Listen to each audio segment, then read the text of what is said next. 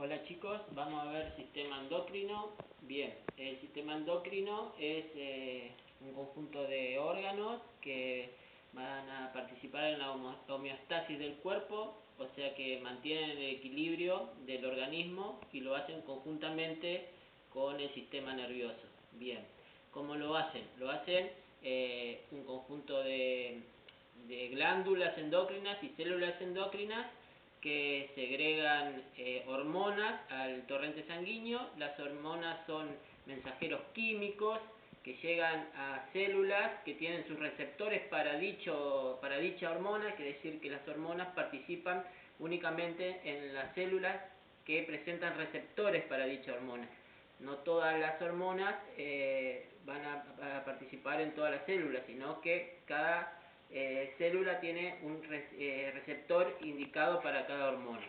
Bien, digo que es endocrino porque los productos de glándulas y células endocrinas se vuelcan al torrente sanguíneo. Un ejemplo claro, por ejemplo, es el testículo, que de forma endocrina a la sangre vuelca la testosterona y de forma exócrina por fuera del cuerpo, por ejemplo, libera semen. Bien, las hormonas son mensajeros químicos y se pueden clasificar de dos tipos: liposolubles y hidrosolubles. Las hidrosolubles son las que tienen mayor peso molecular, que son péptidos, que son cadenas de aminoácidos cortas, son proteínas, que son cadenas de aminoácidos más grandes, y aminas, ¿no? Como por ejemplo la que nombré, la testosterona, o la adrenalina, perdón. Bien, entonces también acá tengo una gráfica que vamos a indicar cómo, por ejemplo, las hormonas hidrosolubles de mayor peso molecular van a presentar el receptor, porque no pueden por su peso molecular atravesar la membrana de la célula, van a presentar su receptor fuera de la célula, ¿no? Entonces la hormona, ¿no?, llega al receptor, se hace digamos una unión hormona-receptor, y activan una enzima en la membrana celular, que esa enzima va a ser la que va a actuar dentro de la célula, transformando el ATP en AMP cíclico, que va a ser el segundo mensajero. Primer mensajero químico, la hormona, provoca todo este tipo de transformaciones dentro de la célula y transforma el ATP en AMP cíclico, que es el segundo mensajero, que va a ser el que va a hacer las transformaciones fisiológicas y químicas para que la célula empiece a producir, por ejemplo, cosas que no estaba produciendo, por ejemplo, catabolizar proteínas. Las hormonas que son liposolubles, digamos que pueden por su bajo peso molecular penetrar la membrana de las células, van a encontrar su receptor en el citoplasma, por ejemplo, en este es el caso, o van a presentar el receptor dentro del núcleo, también puede ser. Bien, entonces la hormona, una vez dentro de la célula, va a interferir en el ADN, lo va a reprogramar y lo va a transformar en ARN mensajero, que va a ser el encargado de realizar las transformaciones dentro de la célula. Bien, entonces vamos a empezar a describir algunas glándulas más importantes del cuerpo. Por ejemplo, hay un eje muy importante que es el eje hipotálamo hipofisiario. El hipotálamo se encuentra en el cerebro, bien, y tiene células nerviosas que van a segregar hormonas, que a su vez van a pasar a la hipófisis para ser almacenadas en la neurohipófisis, en la porción posterior de la hipófisis, ¿no?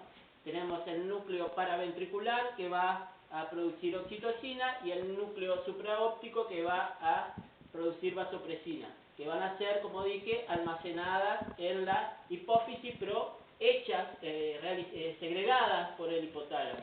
Bien, la oxitocina, por ejemplo, es una hormona que va a provocar contracciones en el útero en el momento del parto, o bien en las mamas durante la eyección de la leche. Bien, y la vasopresina es una hormona que va a encontrar, por ejemplo, receptores en la luz de los vasos sanguíneos para reducirlo y aumentar la presión sanguínea. Bien, entonces pasamos a la hipófisis. La hipófisis se encuentra en la silla turca del hueso esfenoide, en una depresión de este hueso. Tiene dos partes, la que ya nombramos, la posterior, la neurohipófisis, la que alberga las hormonas segregadas por el hipotálamo. Y la parte anterior, denominada adenohipófisis, que produce sus propias hormonas. Entonces, la hipófisis produce hormonas en su parte anterior llamada adenohipófisis. ¿Qué hormonas produce? Gonadotropina, la folículo estimulante y la luteinizante. Estas hormonas, la folículo estimulante va a producir espermatozoides y óvulos, y la luteinizante va a producir testosterona y va a participar en el ciclo menstrual de la mujer. Bien, la hormona del crecimiento es una hormona muy importante de nuestro organismo. Está, bueno, como dijimos, en la adenohipófisis, y es la hormona que durante la época de crecimiento de los chicos va a provocar la elongación de los huesos largos, digamos, va a provocar el estiramiento. Bien, una vez que terminamos el crecimiento, digamos en edades ya posteriores al desarrollo, la hormona del crecimiento va a participar cuando, por ejemplo, durante el ejercicio físico, nosotros consumimos mucha glucosa, la adenohipófisis va a leer va a tener esa lectura y va a segregar hormona del crecimiento para que restablezca los tejidos que, digamos, rompemos durante el ejercicio físico, y la información se la va a dar la glucosa baja en sangre. Bien, otra hormona producida por ella es la prolactina, bueno, es la que va a producir la leche materna. Bien, siguiendo por hormonas de importancia, por glándulas importantes, vamos a ir a la tiroides. La tiroides es muy importante, va a participar junto a la hipófisis en el crecimiento, pero a su vez la tiroides también va a tener una importancia porque va no como la hipófisis, que va a hacer hormona de crecimiento únicamente, va a también tener participación en el desarrollo neurológico. Por ejemplo, una deficiencia en la hipófisis con el segregamiento de hormona de crecimiento, por ejemplo, poca hormona de crecimiento va a generar un enanismo, y una elevada hormona de crecimiento en la época de crecimiento va a generar un gigantismo.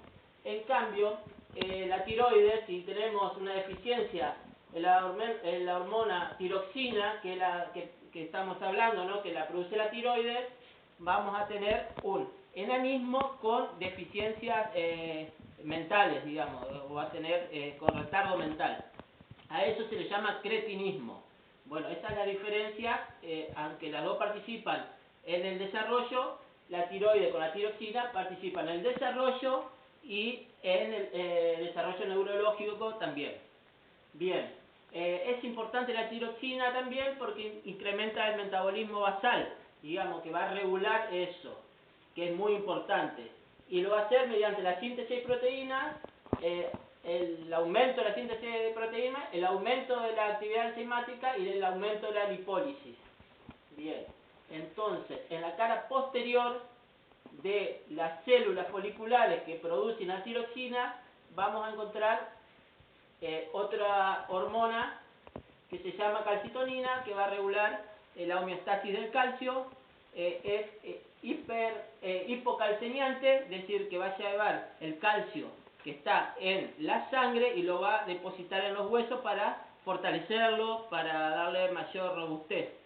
Bien, bueno, por detrás de la tiroides. La tiroides se encuentra más o menos a la altura de la clavícula, por debajo de la laringe, ¿no?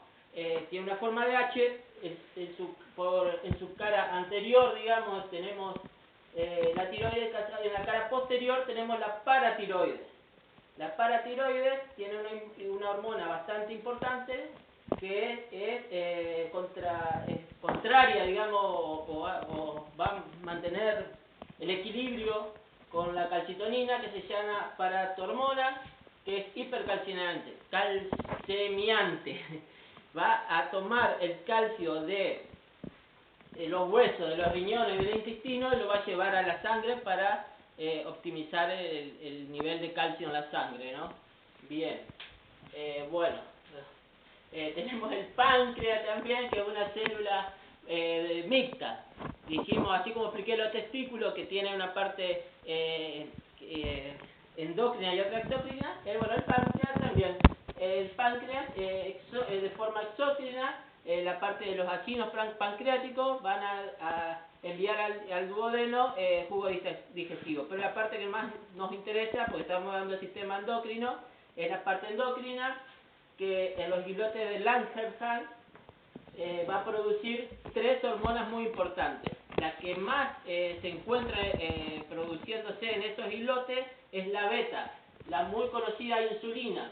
¿Qué es la insulina? La hormona que regula la glicemia en la sangre.